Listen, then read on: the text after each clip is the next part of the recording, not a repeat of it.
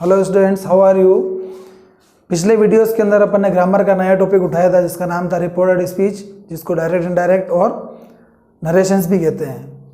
Rules जो हैं वो सारे अपन ने पिछले वीडियोस के अंदर पढ़ लिए हैं कि किस तरह से सेंटेंस आता है और क्या क्या रूल्स अपने को अप्लाई करने होते हैं। टोटली 5 रूल्स अपन ने पढ़े हैं। उसके बाद अपन ने डिस्कस किया था कि टोटल जो 5 सेंटेंस होते हैं रिपोर्टेड स्पीच के अंदर, उन 5 सेंटेंस को 1 बाय 1 करके अपने को एक एक करके स्टडी करना होगा। तो सबसे पहले आज अपन ने लिया है एसेरेटिव सेंटेंस। एसेरेटिव सेंटेंस का मतलब होता है सामान्य कथन। सामान्य कथन का मतलब ये कि जब रिपोर्टेड स्पीच के अंदर जो सेंटेंस है वो सिंपल हो या सिंपल नेगेटिव हो तो उस कंडीशन में उसको एसेरेटिव सेंटेंस कहा जाता है। और अभी तक अपन ने जो रूल्स पढ़े हैं ऑलमोस्ट वो सारे रूल्स एसेरेटिव सेंटेंस के अंदर इजीली अप्लाई हो जाते हैं। इसलिए मैंने अलग से इसके कोई रूल्स नहीं लिख के डायरेक्ट इसके एग्जांपल्स लेकर आपको समझाने की कोशिश की है। तो आइए चलते हैं, देखते हैं अपन किस तरह से इसके एग्जाम्पल अपने को मिलेंगे और उनका आंसर कैसे लिखा जाएगा। तो सबसे पहला जो एग्जाम्पल अपना है उसमें लिखा हुआ है he said dogs bark at stranger.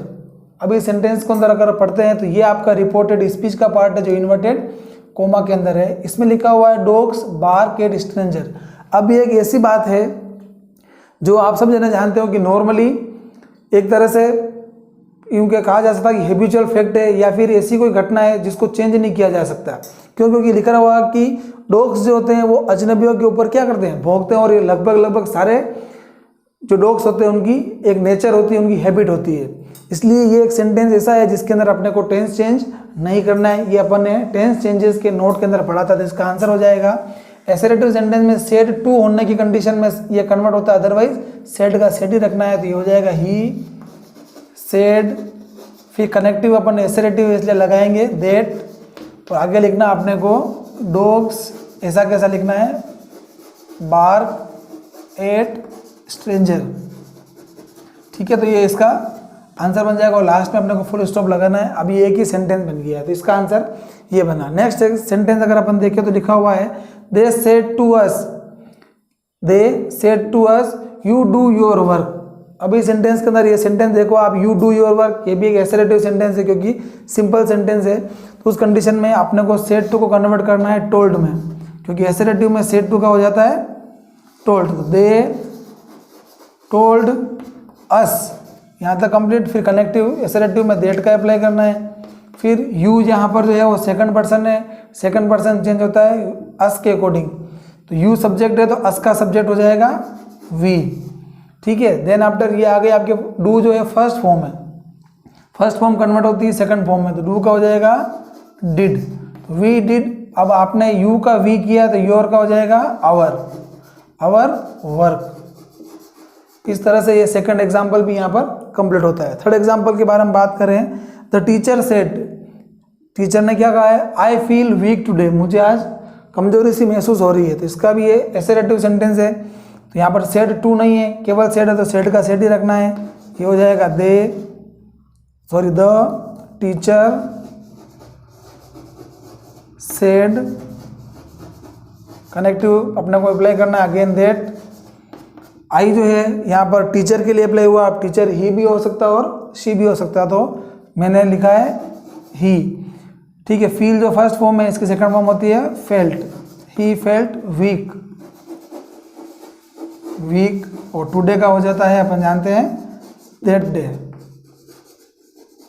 इस तरह से एग्जाम्पल नंबर 3 यहाँ पर कंप्लीट होता है। नाउ एग्जाम्पल नंबर 4 देखें तो he said to me I shall see you tomorrow, I shall see you tomorrow यानी कि मैं तुमको कल मिलूंगा। अब यहाँ पर सेड टू है, एसेरेटिव सेंटेंस है, ये हो जाएगा ही। सेड टू का हो जाएगा एसेरेटिव में टोल्ड, मी का मी लिखना है, कनेक्टिव अपने को दैट अप्लाई करना है। आई जो है यहाँ पर ही है, ये सब्जेक्ट है तो ही का सब्जेक्ट ही होता है, ही। शेल का होता है शुड, लेकिन चूंकि यहाँ पर ही आ गया, ही के साथ शुड नहीं आ गया, ही का हो जाएगा वुड, अपन लिखेंगे ही वुड। सी का सी लिखना है। यू यहाँ पर ऑब्जेक्ट है और यहाँ पर मी के अकॉर्डिंग है, ये ऑब्जेक्ट है तो मी का ऑब्जेक्ट मी होता है, तो मी। टुमारो का होता है द नेक्स्ट डे। ठीक है, तो इस तरह से एग्जाम्पल नंबर 4 आपने देखा और आपको समझ में आ गया होगा। नेक्स्ट एग्जाम्पल की बात करें तो ही सेड का सेड ही लिखना है, क्यों लिखना, क्योंकि आगे सेंटेंस जो है वो एफर्मेटिव और एसेरेटिव है, कनेक्टिव अप्लाई करना है। दैट आई जो है यहाँ पर ही है, क्योंकि ये बोलने वाला है तो ही सब्जेक्ट है, आई भी सब्जेक्ट है, तो अपन लिखेंगे ही। अगेन वही जैसा ऊपर होता है शेल का शुड होता है, लेकिन यहाँ पर ही आ गया था तो अपन ने शुड नहीं लिख के वुड लिखा, तो वो की वो बात यहाँ पर भी, यहाँ पर आई की जगह ही हो गया है, तो शेल का शुड नहीं हो गया, यहाँ हो जाएगा वुड। ठीक है, मॉडल के साथ फर्स्ट फॉर्म आती है, डू का डू लिखना। माई जो है वो ही है, तो यहाँ पर ये माई पॉसेसिव है, तो ही का पॉसेसिव होता है हिज वर्क और फुल स्टॉप। तो ये हो जाएगा ही सेड, कनेक्टिव दैट, आई का कन्वर्ट हो जाएगा, आई जो है वो ही में कन्वर्ट हो जाएगा। शेल का शुड होता है इसलिए ही के साथ वुड लिखा है। डू फर्स्ट फॉर्म, क्योंकि shell should well will would ये सब सारे मॉडल साथ में फर्स्ट फॉर्म आती है। माई कन्वर्ट होगा ही के अकॉर्डिंग, माई पॉसेसिव है, ही का पॉसेसिव होता है हिज, और वर्क का वर्क। और लास्ट एग्जांपल अपन देखते हैं, Mohan said to them, Mohan said to them हो जाएगा मोहन, एसेरेटिव सेंटेंस है, you are good people, Mohan said to का हो जाएगा again told, Mohan told them,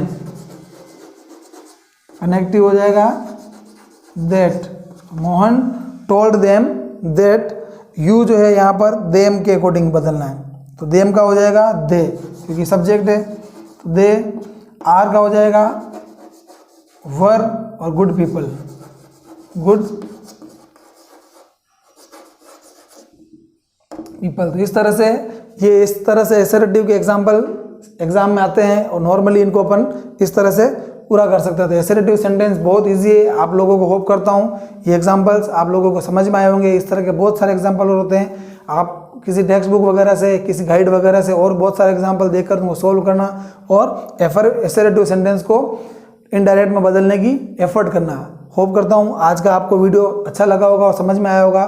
फिर मिलते हैं अगले वीडियो में नए टॉपिक के साथ, तब तक के लिए thank you very much, good bye, take care.